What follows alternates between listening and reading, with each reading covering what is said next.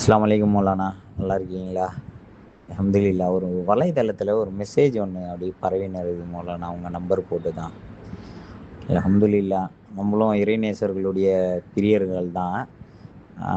இருந்தாலும் ஆதாரம் இல்லாத எதையும் நம்ம பரப்புவது தவறு அப்படின்ற மாதிரி தோணுச்சு.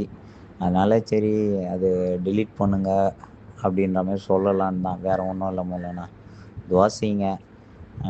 இங்கே அல்லாவை ஏற்றுக்காத பல பேரை நம்ம முகபத்தா பார்க்குறோம். வலிமார்களை ஏற்றுக்கல, வரம்பு மீறி நபியை புகழ்கிறாங்க அப்படின்ட்டு சிலர் சொல்கிறாங்க.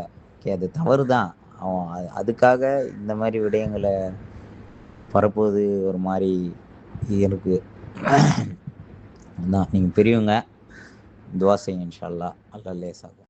வலைக்கும் அஸ்ஸலாம் வரஹ்மத்துல்லாஹி தஆலா வபரகாத்துஹு. அல்லாஹ் நிறைந்த ஆஃபியத்தை, சலாமத்தை உங்களுக்கு நசீப் செய்யட்டும். ரொம்ப சந்தோஷம் நீங்கள் பேசுனது.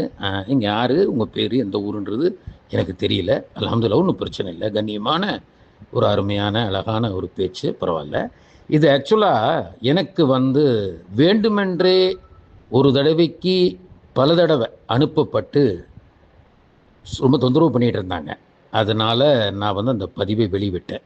நான் வெளியிட்டதன் நோக்கம், அந்த பதிவுகளில் நீங்கள் முழுமையை பார்த்தா தான் தெரியும்னு நினைக்கிறேன். இன்ஷா அல்லாஹ் உங்களுக்கும் நான் அனுப்பிச்சி வைக்கிறேன். அவருக்கும் எனக்கும் பங்காளி சண்டையோ எதுவும் கிடையாது. ஒன்றே ஒன்று, அவருக்கும் எனக்கும் நிச்சயமாக பல ஆண்டு காலாக இருக்கிறது.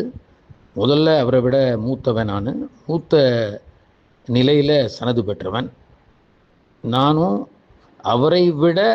அவரை போல் அல்லாமல் வேறு மாதிரி மார்க்க பணி செய்கிறவன். அந்த அடிப்படையில் அஹ்லுஸ் சுன்னா அகீதாவுடைய, குறிப்பாக உயிரிலும் மேலான தாஹா ரசூலுல்லாஹி ஸல்லல்லாஹு அலைஹி வஸல்லம் அன்னவர்களை கொச்சைப்படுத்துகின்றான் என்பது மட்டும்தான் அந்த நபருக்கும் எனக்கும் உள்ள பிரச்சனை.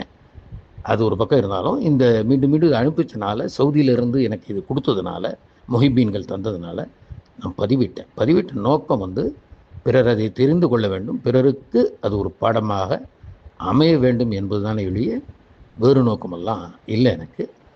அது இப்போ உங்களை மாதிரி நம்மளுடைய அகீதாவுடைய ஒரு சில பிள்ளைகளுக்கு அது கொஞ்சம் ராகத்தின்மை கொடுத்துருக்குதுன்றது அறிய வரும் பொழுது, மாஷா அல்லாஹ், நிச்சயமாக அதை ஏற்றுக்கொள்கிறேன்.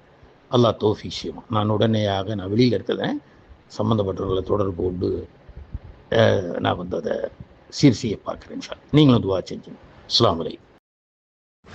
அஸ்ஸலாமு அலைக்கும் வரஹ்மத்துல்லாஹி வபரகாத்துஹு. மௌலானா, என்னுடைய பெயர் முசம்மில் ரஹ்மான், கவரைப்பேட்டை பகுதியை சேர்ந்தவன். அதாவது திருவள்ளூர் மாவட்டம், கும்மிடிப்பூண்டி வட்டம், கவரைப்பேட்டை.